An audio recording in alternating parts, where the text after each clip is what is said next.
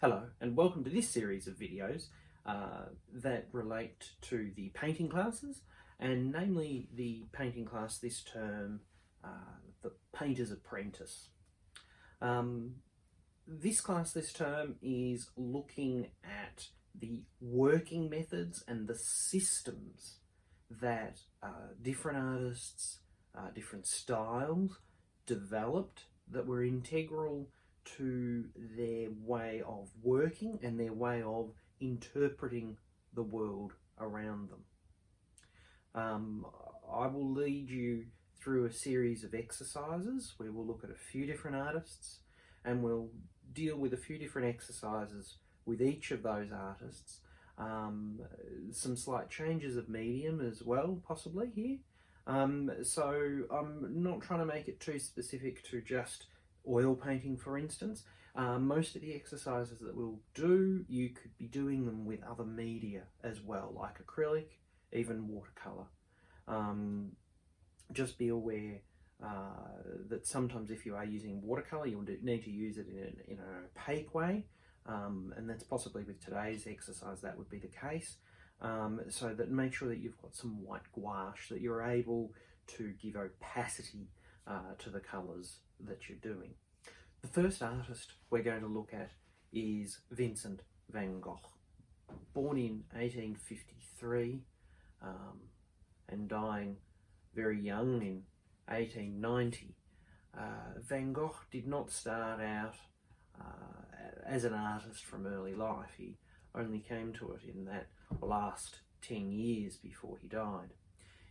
He had been exposed to the art world through his early working life, working in galleries with his brother Theo, and dealing in prints and artworks, and so was exposed to art, but then went off into other directions, studying for the priesthood and missionary work, etc. Until he was dismissed from that work and in about 1880 took up painting. His early works were very dark and very Dutch in their look. He was very inspired by the artists of the Netherlands like Rembrandt and those sort of painters. Before he moved to Paris in about 1886, joining Theo there, where he was working in a gallery, and was exposed to the French Impressionists, Sisley, Pissarro, etc., etc. That marked a change in his work where he lightened his palette of colours and really changed his style of applying paint. Probably one of the most interesting aspects I find when I look at Van Gogh's work is looking at his drawings and a lot of his preparatory work for his paintings.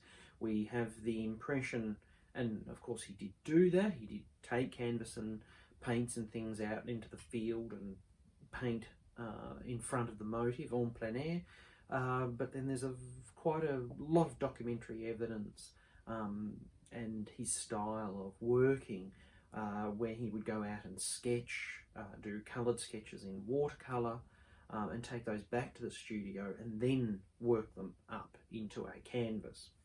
One of the other aspects of Van Gogh's working method was his long-term referencing of other artists' work, either artists that he aligned himself in terms of how he felt about his subject matter. So there I'm thinking in terms of Jean Millet, who Van Gogh used as a reference point in terms of a lot of his paintings about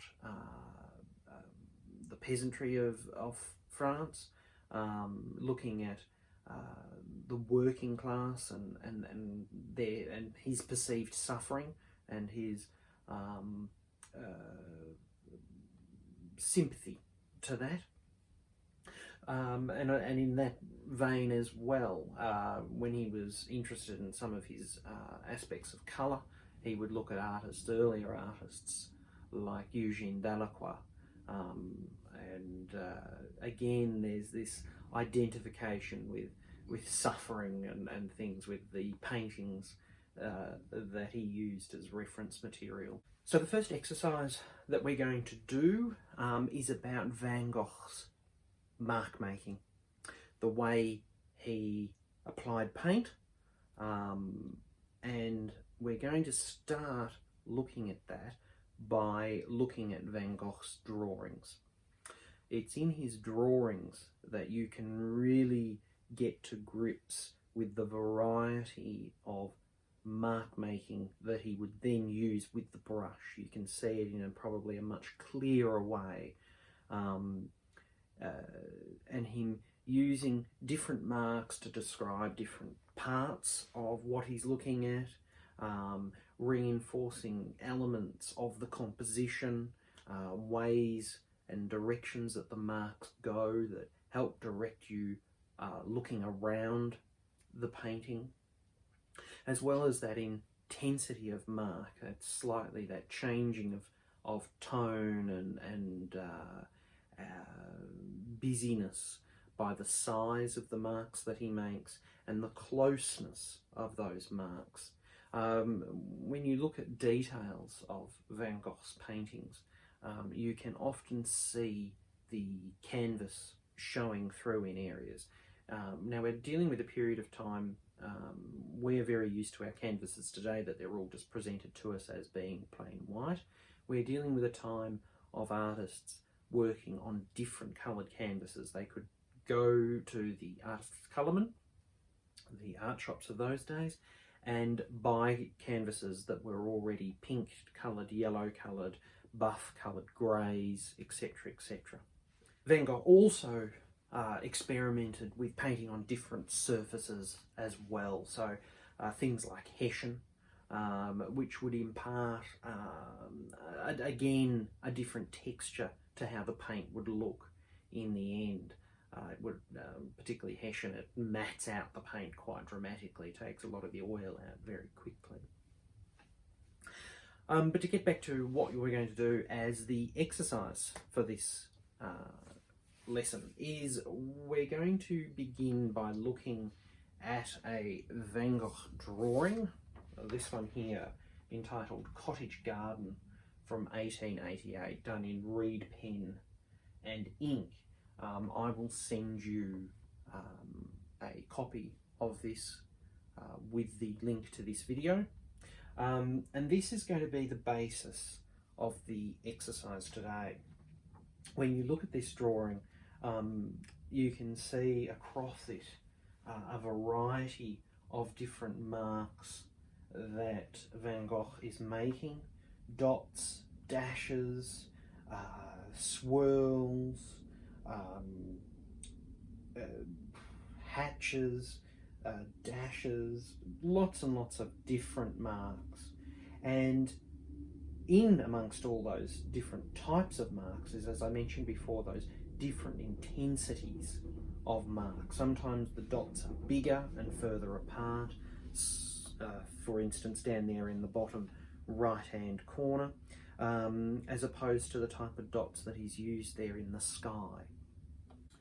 So what I want you to do is to get a surface. Now I'm actually using a canvas in this case, but I don't mind if you just work on a piece of paper or canvas paper, etc, etc. That's not, what matters, but your first job is to tint it a colour. So what I've done here is that I have just mixed up a tiny little bit of cadmium yellow. I have added white to that, a bit more white than the blob of cadmium yellow. And in the case of with an oil paint, I have then got a rag. I have dipped my rag in the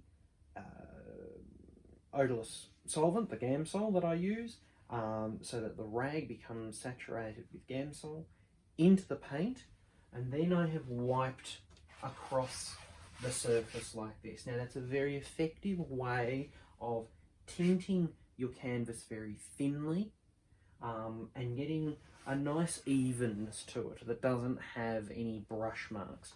I would use a cloth that's fairly smooth, not too textured as well. So I mean, this is an old piece of cotton sheeting, and it means that you get this lovely evenness. There'll be a little bit of variance as you dip back into the paint, and it might be a little bit stronger and weaker in some areas.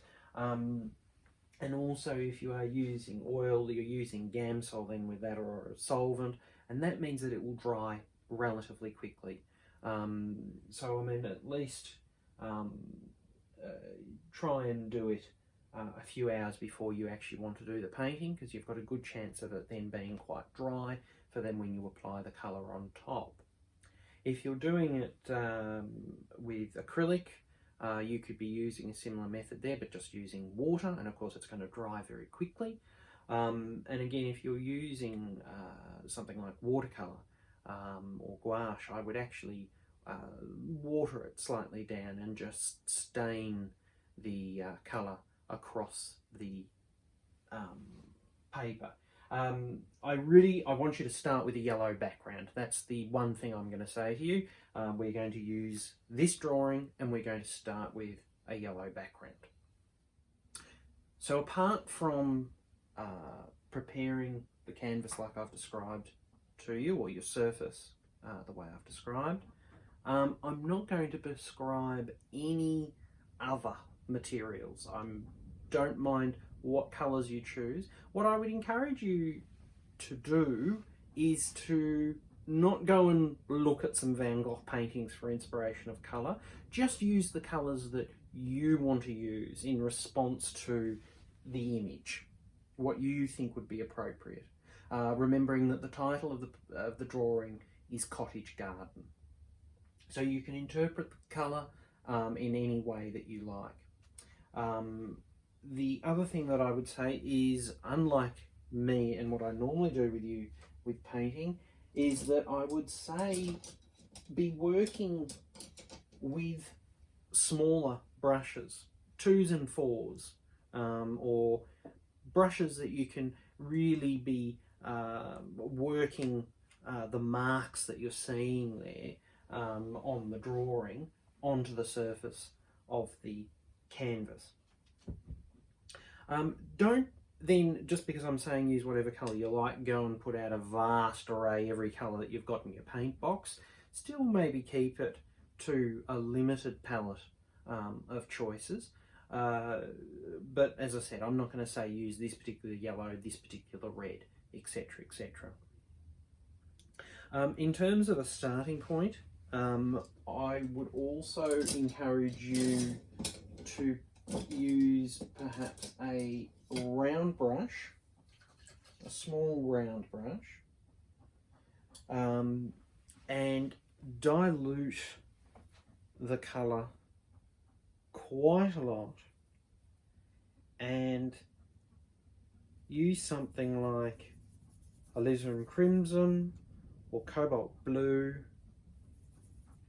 or ultramarine blue, something a fairly transparent colour as well, like that. And let that be the colour that you use to maybe map in some of the major features.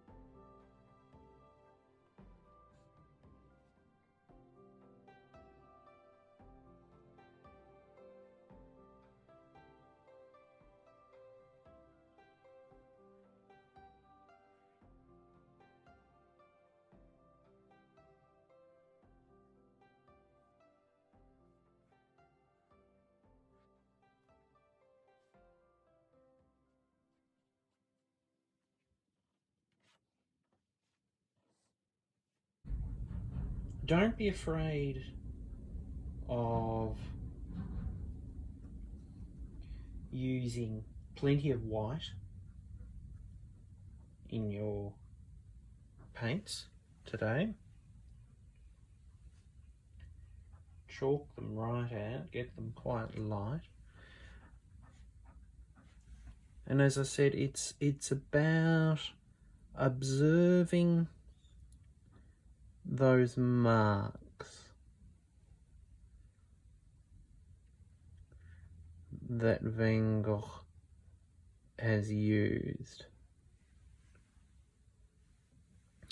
The other thing that I would say is don't be afraid of leaving that yellow. I mean, this is the idea of that yellow being underneath everything here, is that it will help unify whatever we put on top.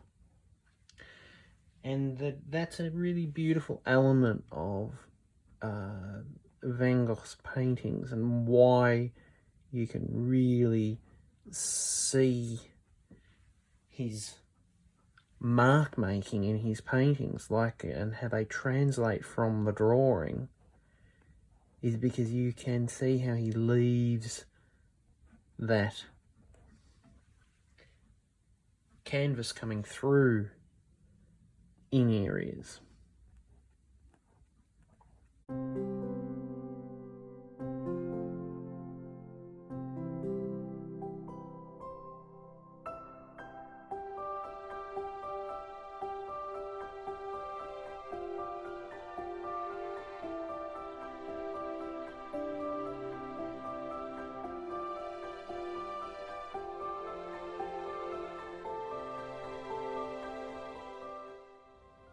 So for the moment, I think I'll leave it there. I'll keep working on it. I think you get the idea of what I'm asking you to do. Be very conscious of the density of the mark and the type of the mark that you can see in the drawing. And basically, just go with otherwise what feels right in terms of colour, in terms of the feel that you get with this scene. I think the most important thing though is if you follow through with the mark making that you see here in the Van Gogh drawing, some interesting things will start to happen there on your canvas. Good luck. I look forward to seeing your results and seeing what I get up to too. Take care. Speak to you soon.